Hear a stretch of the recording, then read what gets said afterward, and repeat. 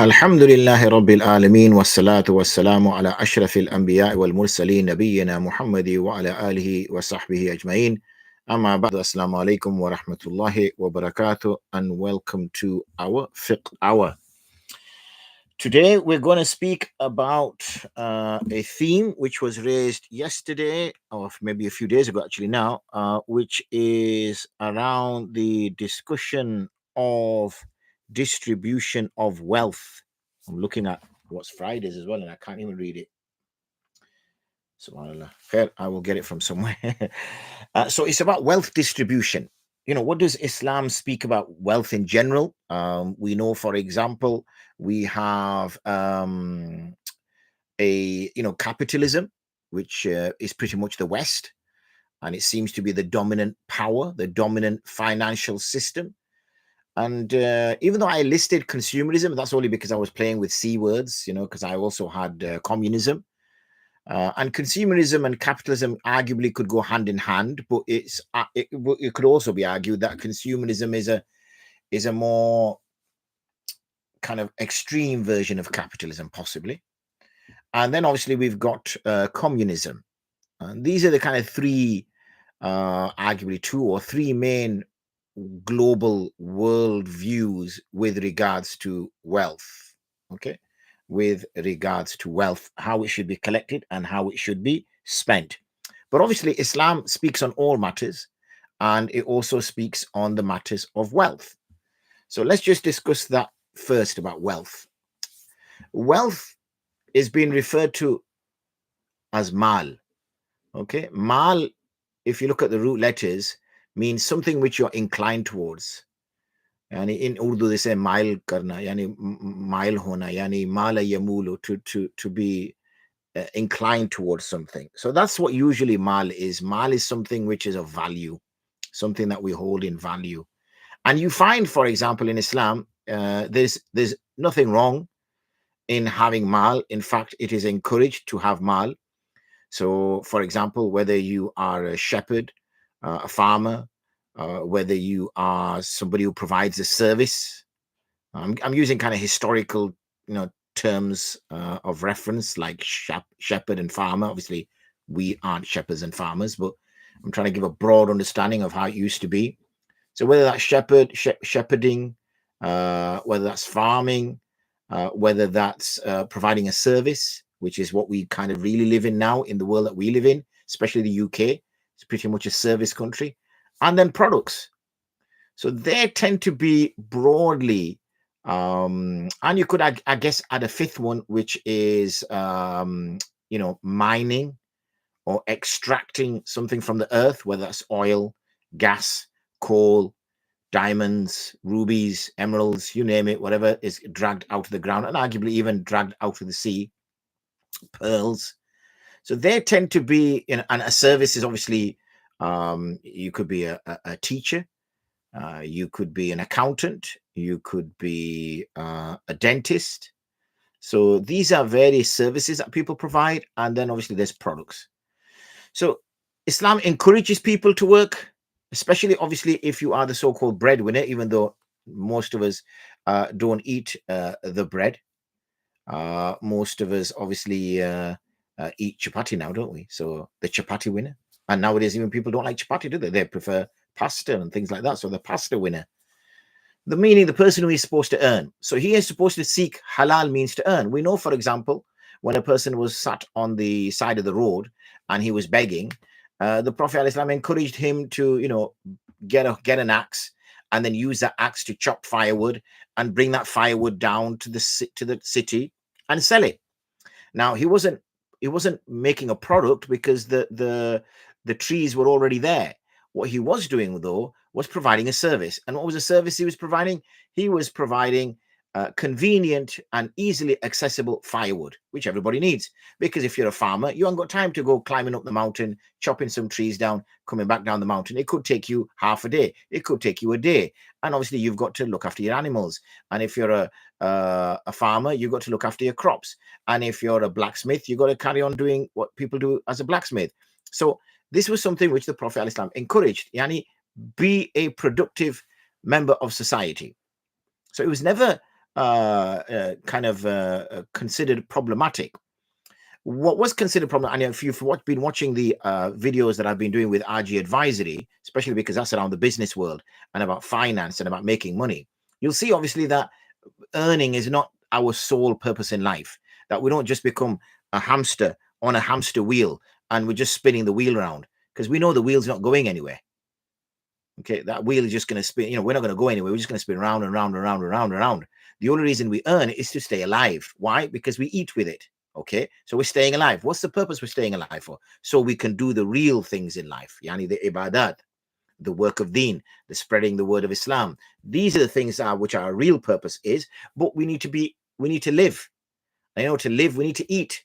And people ain't going to give us food for free. And we're told not to get food for free. We're told not to sit around and stick our hand out and expect freebies and handouts. Instead, we're encouraged to actually earn money. So we can't earn money. Okay, so that's the first thing. I'm making a point because sometimes people think that actually earning money is a bad thing. No, it's not. It's actually encouraging Islam.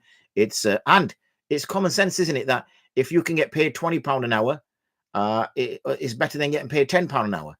And if you can get paid £50 an hour, it's better than getting paid £25 an hour. It's common sense, isn't it? Why is it common sense? Well, if I'm getting paid £50 an hour, that means I can work less hours than somebody who's getting paid £20 an hour or £15 an hour. Why? Because in order for this person to make ends meet, this person is going to have to work 40, 50 hours a week. Whereas if I'm earning £50 an hour, I only have to work maybe 15 hours. Well, what do I do if I'm sat around doing nothing? If I've just worked for 15 hours? Well, now I can start to do work of deen. I can now recite, acts of worship because I don't have to work. I can do dawah. I can spend time, in my particular case, sit in front of here and speak to you.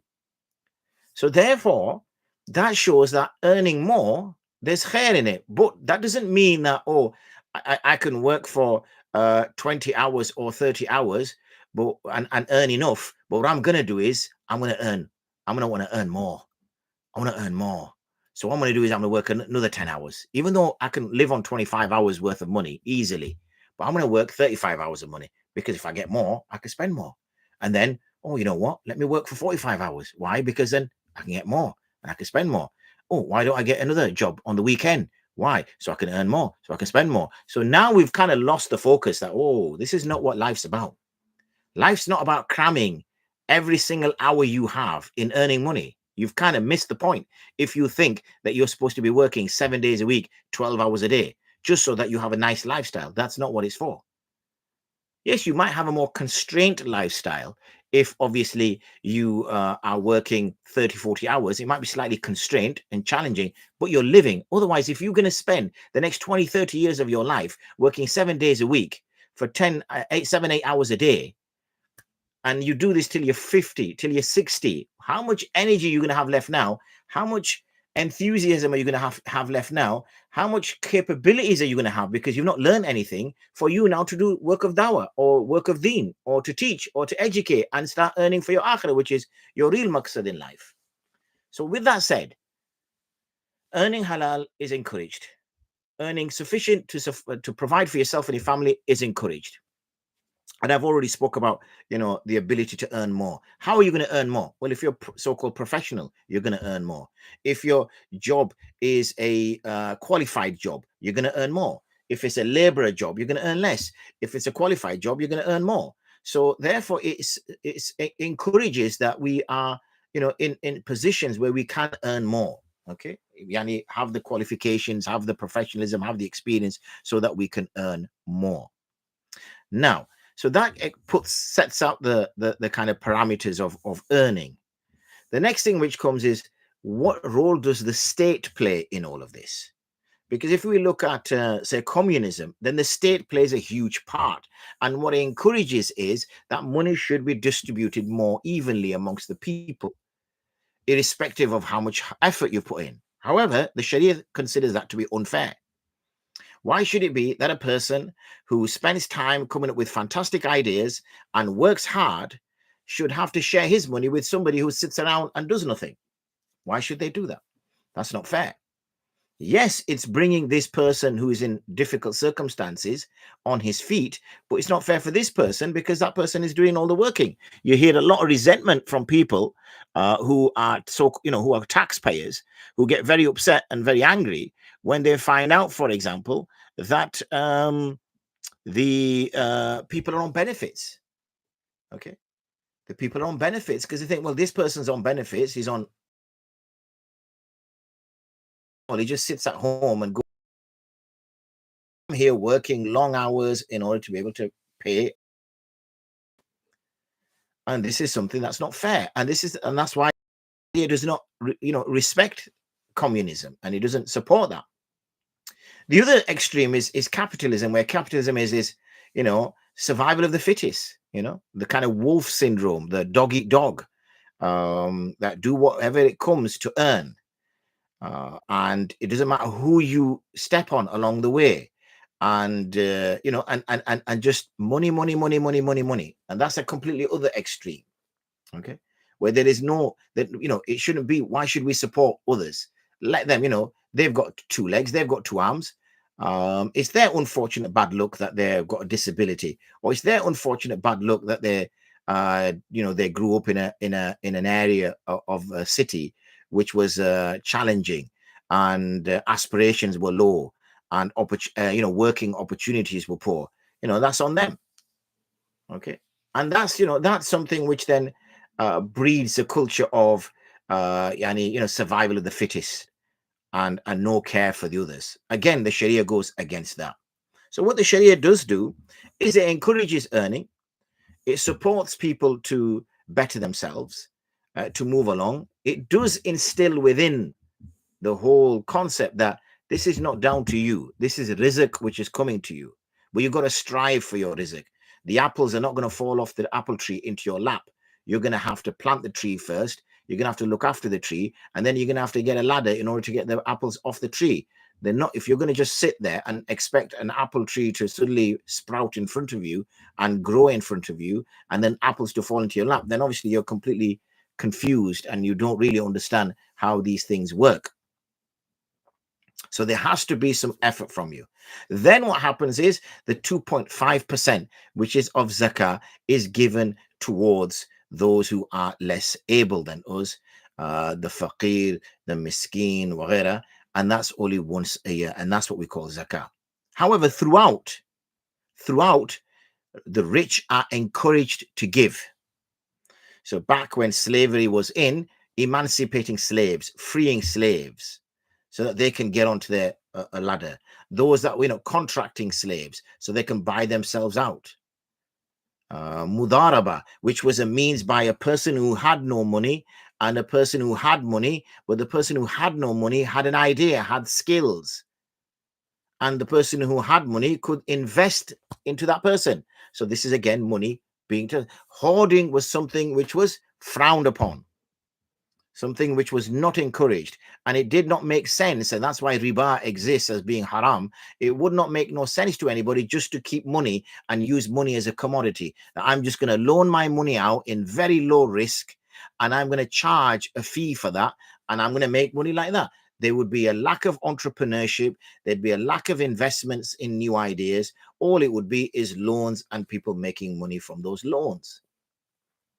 And they would just be, and this would prove difficult and that's why you see such a high level of bankruptcy. It mentions that, most businesses fold within the first few months, within the first year, most definitely.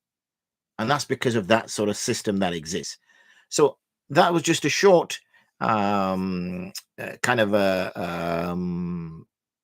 overview of how wealth distribution, how wealth is considered with Islam. I would suggest and encourage you to go to the RG Advisory YouTube channel, and I've spoke at length about wealth and business on there, because that's specifically dedicated to business and wealth from a Sharia perspective. So go to that. I think it's RG Advisory. It might be RG Advisory UK, but you'll know because there'll be my face on it, and I'll be talking, so you'll know that you're on the right channel. So I would suggest going onto that channel.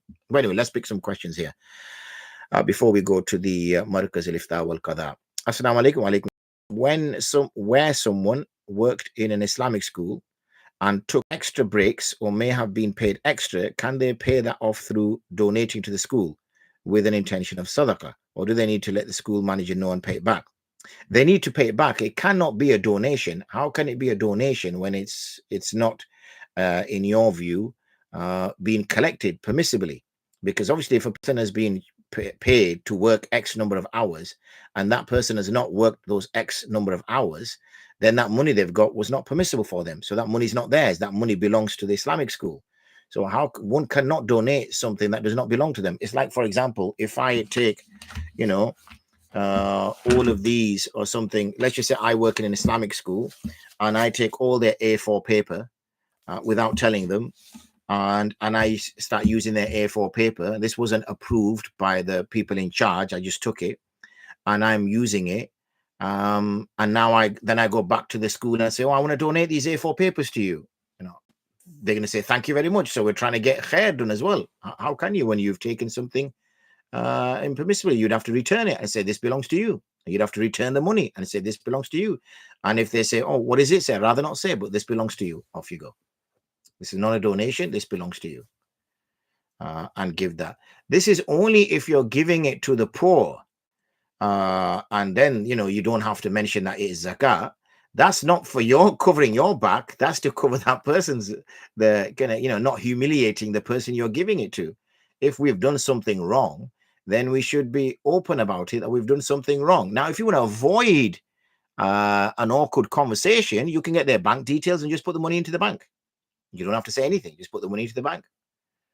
They can assume whatever they want. They can assume it's a donation. They can assume whatever, as long as you know it's not a donation. You know in your heart that this was money that you weren't entitled to, and you're returning that money that you weren't entitled to. Okay, hope that makes sense. Let me just jump on to the Markaz al-Ifta wal-Qadha.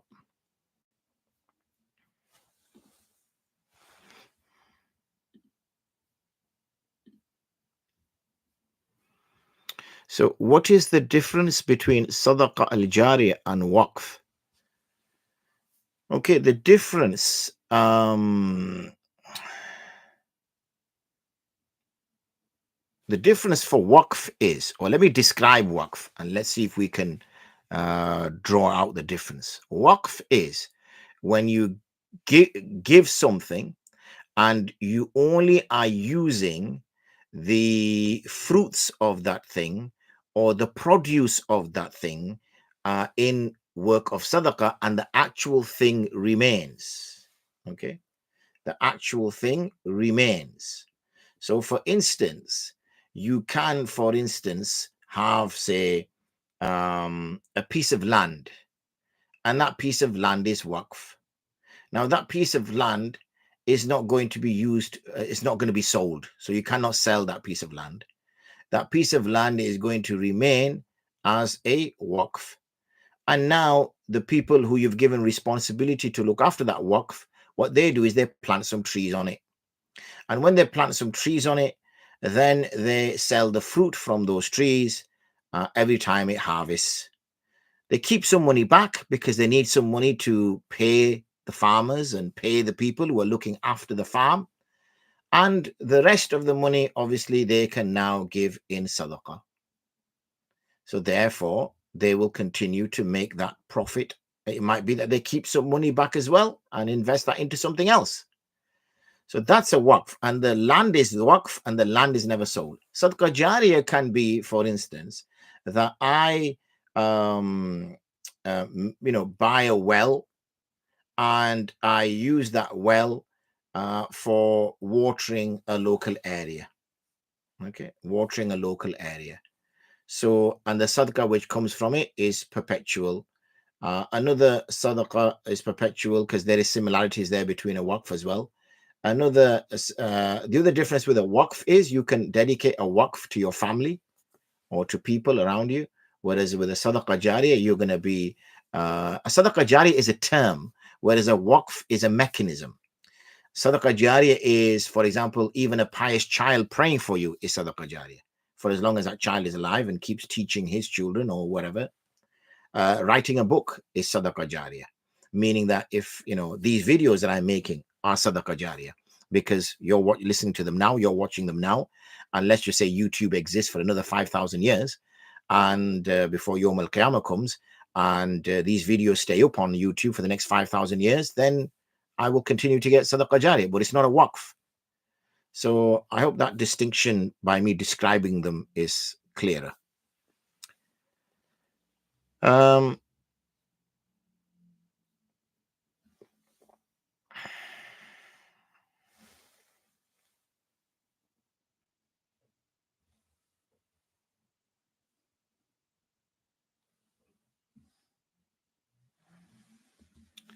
Can 1/3 of one's Waseeyah be left for any worthwhile cause, or must it be an Islamic cause only? Well, it depends what you mean by Islamic. If you mean Islam, because all causes are Islamic, the ones which aren't Islamic are haram. So I don't know what you mean by Islamic. If what you mean by Islamic is like a masjid or a madrasa or something like which has a religious significance, if that's what you mean, then no, it can be a hospital, it can be a school, it can be, some other venture. It doesn't have to be a masjid or a madrasa, if that's what you mean by that. If on the other case you mean Islamic as in a religious cause, then absolutely, because when it comes to something which is not Islamic, then obviously that's haram. How would our Islamic State finance the building of infrastructure and organize its defense needs if it did not levy an income tax? I don't think any Islamic State would be able to build infrastructure or organize its defense if it did not levy a tax. It would have to. Now, obviously, there's different ways the state can raise revenue. That can be through collecting zakat. That's one way it can do that. It can collect zakat. Obviously, it can collect sadaqah.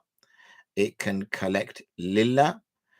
So there is ways it can generate funds, and it can use that then obviously to Waqf we just spoke about earlier. It can do that because many of the cemeteries in certain in the more recent Ottoman Empire and other places of Institute were awqaf that were given.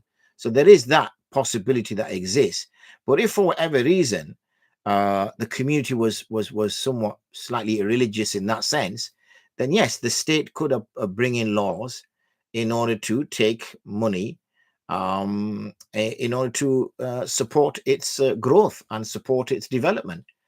I guess the other way what it could do is to get investors rather than take taxes, is to get investors. And you see that happening as well. Like the way, for example, the way taxing is taking place in the Western world is too high. It's very, very high. The tax, very high. And reason why it's high is because obviously money is being used in wars. You see some of these ships cost, to make. You're talking, in some cases close to $1 billion. And then you got these tanks and whatever. So, that money's come from somewhere. That money's come from taxes. So if money that was collected by taxes was actually used in the country, you think about how much money is collected via the taxes. It's a lot. Is it wrong for a parent to demand for his baligh children to pay board and lodgings? No, absolutely not. It's not wrong. If the owner is the parents, then as I've mentioned previously, when we're speaking about baligh children, then again, obviously, the parent's got to use his head. Yani, if the child is in, college with no income, then how can they start charging their children? It's not possible. But if the child is earning, then absolutely. But rather than doing it in this way, what I would do is structure it in a way to say, you're a grown man now, so why don't you help your father contribute towards the household? Now, I don't mind contributing to 70% of the household. Would you contribute towards 30% of the household? And if the son has been raised properly, then the son will say, of course, yeah. I remember having a conversation with a person, and they want to impress about their father suggesting paying for board and lodgings. So they were having a bit of a moan. It's not fair, blah, blah, blah, whatever. So I let that person finish. When that person finished, I then said, okay, does your laundry get done? And they said, yes. I said, does your food get cooked? And they said, yes. I said, does your room get cleaned? And they said, yes. I said, do you get social support as well? They said, yes. Okay. So I said, right, you're getting all these things, and how much are you paying towards that? I said, nothing. I said, right, now imagine you had to go live somewhere else, and you had to pay for your food. You had to pay because you're getting taking your clothes to the laundrette. You had to then get someone to iron. You had to then clean your own room, which meant you couldn't go out, whatever. How much would you have to pay for something like that? And that's like 700-800 whatever pounds, possibly a month. And if a father is only saying give £300, £400 towards a household, you're still getting a good deal, because with that £300-400, you're still getting your ironing done. You're still getting your clothes washed, you're getting your food cooked, which you'd have to do all that yourself. So there's nothing wrong in it, but it's about education. So that's important. If one has received zakat when he was not eligible, but has only had discovered this now, what should be the right course of action to amend this mistake? So if a person has taken zakat when he was not eligible to take zakat, he needs to now find a person who is eligible to take zakat, and he has now become responsible to give that zakat. So as he took it incorrectly, then that person's zakat did not get done, unfortunately. The poor person who gave the zakat in the first place, and you collected it, then that person's zakat is not done. So you owe it to that person now is to go and give that zakat to the correct place.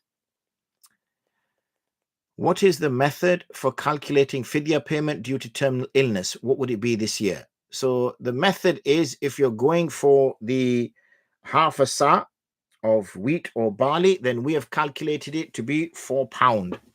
So if it's £4 and there are 30 fasts, I'm assuming there's going to be 30 fasts. It doesn't have to be 30 fasts. It could be 29. 4 times 30 is £120. So £120 would cover fidya for one person. Sadakah al-fitr amount can be different according to the commodity it is calculated against. Is there a similar range for fidya? Yes, absolutely. Remember the original fidya and the original, I prefer to call it zakatul fitr. The reason why I don't call it sadaqatul fitr is because when we hear the word sadaqah, we think this is optional.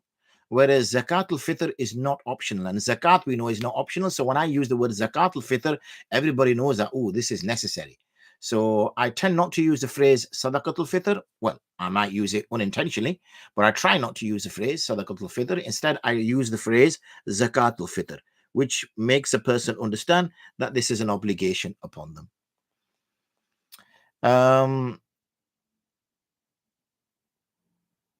And yes, so because it was a foodstuff, it was based on what foodstuff you had. So if you had dates, you'd give dates. If you had raisins, you would give raisins. If you had barley, you'd give barley. If you had wheat, you'd give wheat.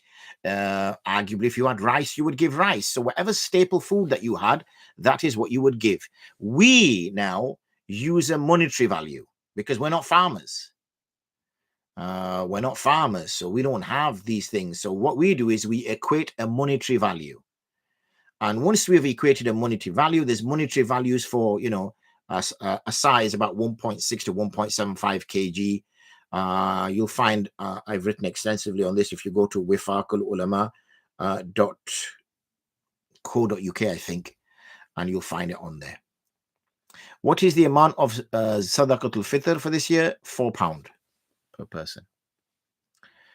Salam, alaikum salam. If I pray Eid Salah in Saudi and I have a flight on that day to Pakistan, when I reach Pakistan, they will be fasting for at least another day or two. Will I also have to fast? And if so, with what intention? Also, will I have to read namaz again? Yes, you will have to fast. Okay, even if you end up fasting 31 days, you will have to fast. Okay, if on the other hand, you somehow only fast 28 days, then after Eid, you will have to make a day up. If you've already prayed Eid namaz, I've never come across this mas'ala. I've never come across this mas'ala where somebody has prayed Eid namaz and then gone to another country and then they're going to be stuck again. Now, I've not checked the mas'ala, but I'm thinking from a usuli perspective, if you've already prayed Eid Salah, then your Eid wajib Salah is done. Okay. So I would say that there is no requirement to do so. I've not checked the answer, but that's my usuli understanding. However, if you're around and you pray it, would it matter if you prayed it? In terms of the intention with the fasting, then it's a fard fast. You will make the intention as a fard fast because you are now in Pakistan. That's why, Brother Nu'man, it would make sense that you stay in Saudi for another day or two and then go to Pakistan. At least enjoy what you're doing there. It just seems strange that you would pray Eid Salah and then go. Anyway, that's I think you might be the pilot, if I'm not mistaken. Possibly that's the reason why he's going. So that's those questions done.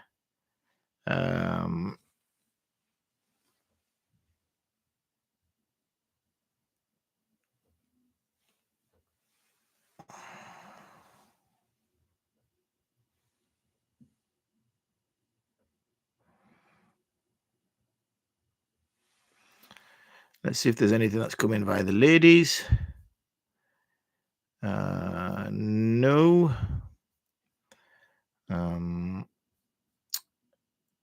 There is this one, sorry. Assalamu alaikum wa alaikum salam. At Sahri Suhood time, is it correct intention to intend to fast today? Yes, I've already said that in a previous answer, that yes, you would make the intention to fast today. What is the Sunnah dua to be recited when breaking one's fast? Okay, now there is two, and I'll be looking at that today. One is, which I guess most people will know about, which is Alamu laka sumtu wa ala rizkika aftartu. This has been narrated by Imam Abu Dawood. However, it is considered as a mursal hadith by numerous muhaddithun. Okay, as a mursal hadith. The other one, which is considered to be sound, is ذهب الظمأ وابتلت الأروق وثبت الأجر إن شاء الله. So that is the more sound of the two.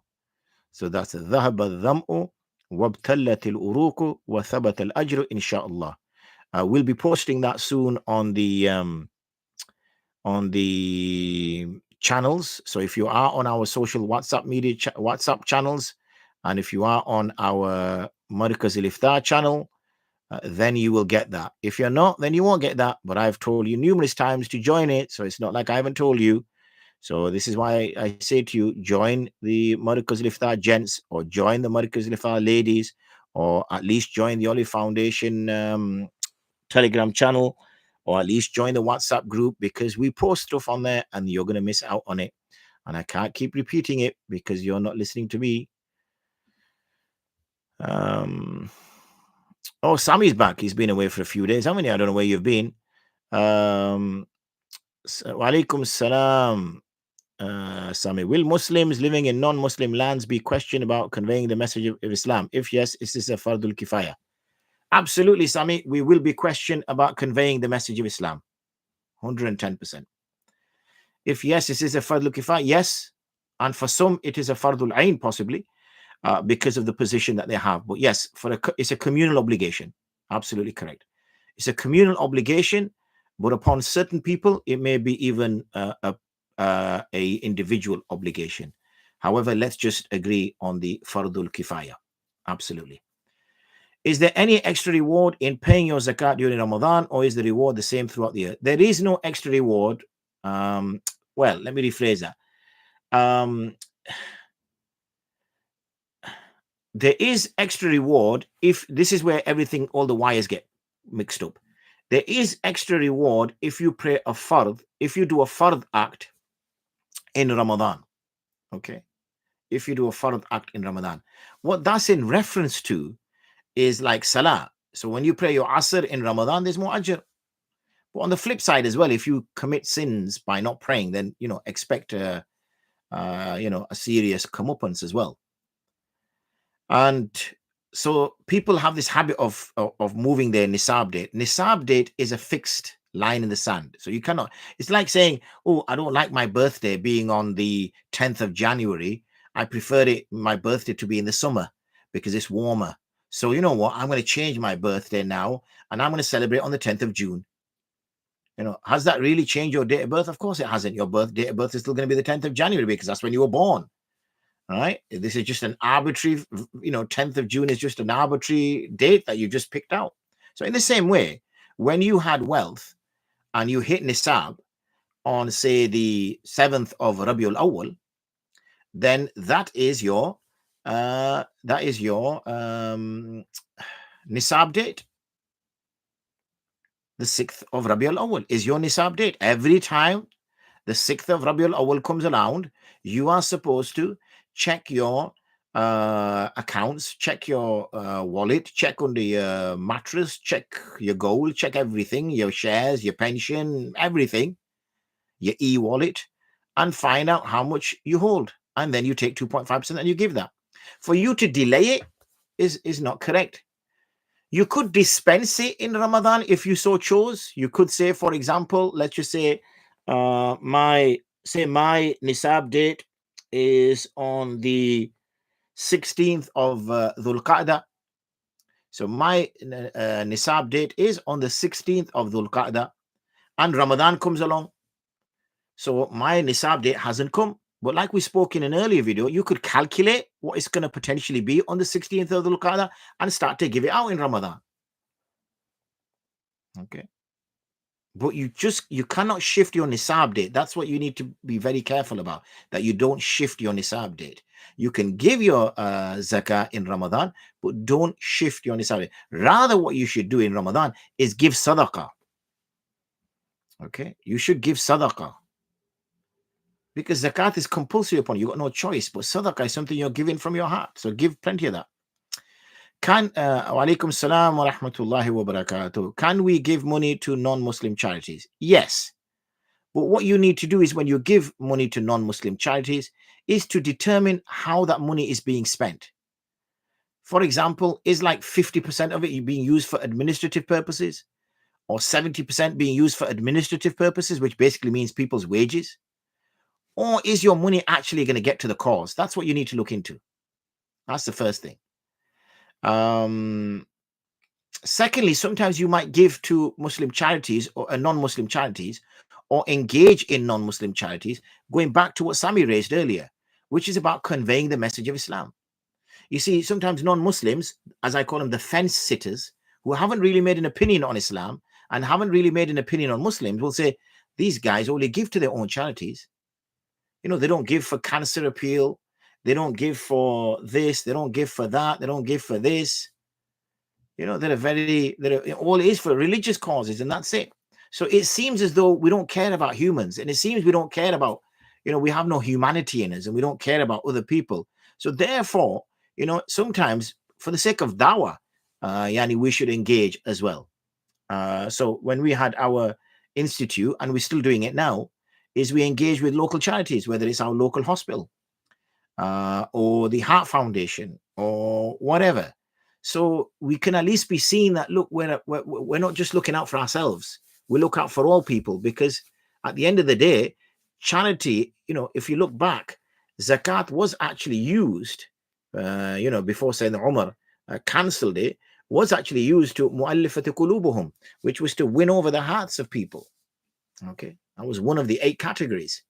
So even though I'm not saying we're giving zakat, I'm not saying that. What I'm saying is that lillah and sadaqah should still be given.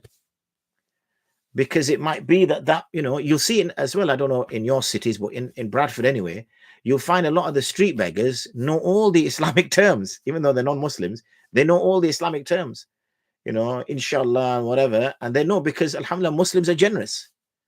Muslims will give. So that's a big thing, alhamdulillah. I'm getting doubts about a fast I made a few years back. It was Fajr time, and I'm unsure if I swallowed any water. I can't recall if I actually swallowed water or if I just gargled. I tried gargling intensely and didn't feel water going down. So no, you haven't then. Yani, you are fasting, but you're unsure if you're broken it. Okay, you are fasting, but what you are unsure about is whether you've broken it. So therefore, al-yaqinu la yadhulu bi-shak. So you don't need to worry about it, because the breaking of it is what is doubtful, but keeping it is certain. So let's just leave it at that. And the fact that you're remembering it after the event and not on the day, then that would be the case. So leave it at that, and don't let waswasat trouble you. Otherwise, it'll just send you in a vicious circle, and you won't get anywhere. Once you've understood something, draw a line under it, park it up, put it to one side, and move forward. Okay, let me give you a few more minutes to.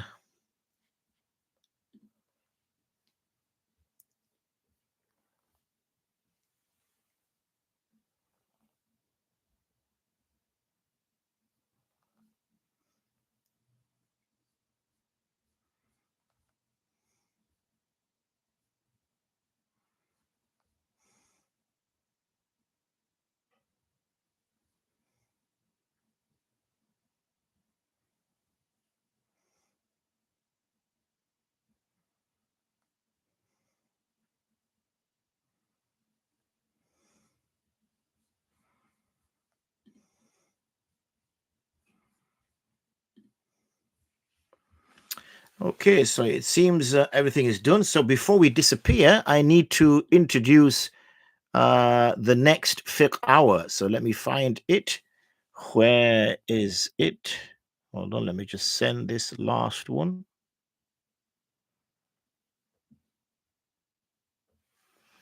Where are we? Oh, there we are. Oh no, that's the wrong one. Where are we? Indeed, where are we? Indeed. Where is he? I get too many WhatsApp messages, man. There we are. So, inshallah, the next FiqHour, we're going to speak about the role of miracles in confirming the authenticity of prophethood in Islam.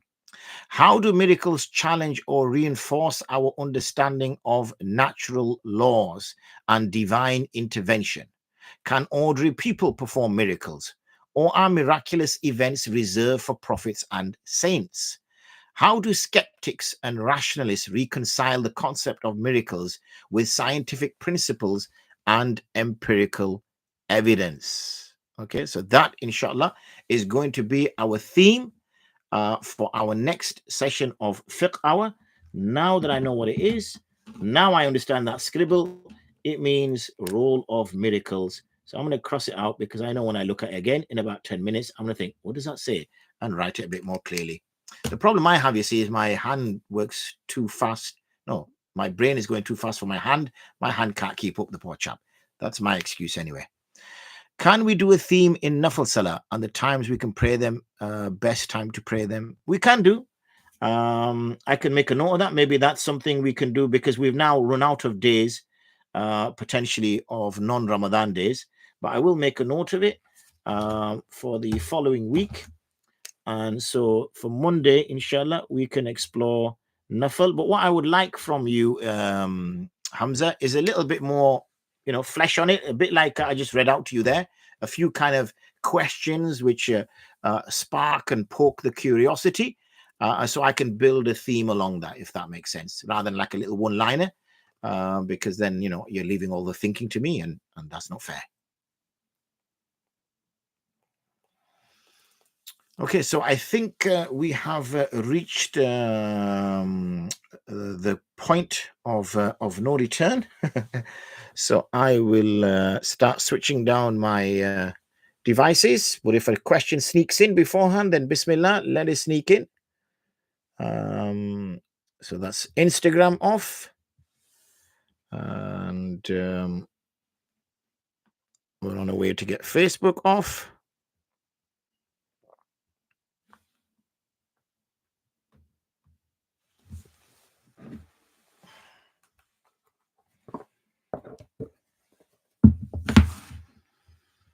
And also TikTok off.